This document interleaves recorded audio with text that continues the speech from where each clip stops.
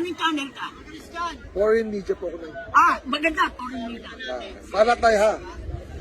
Amerika. Yeah, English. Mas maganda. Yes, even, you know, we are Filipino citizen. Why we got angry to Mr. Marcos? Because he is traitor. He traitor to President Duterte and Vice President Sara. You know, you foreign media, Marcos before, he go to Davao. He convinced him to go with him. He convinced Sara to be his running mate. Running mate.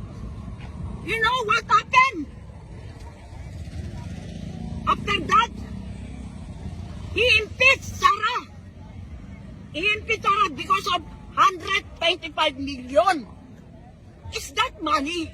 How about the Comelec? 150 million. The damage of that. Anong tawag doon? Yung ginawang botohan. Tagalogin ko na. Yung botohan na ginamit ng Comelec, 150 million. Dapat yun ang ipakulong.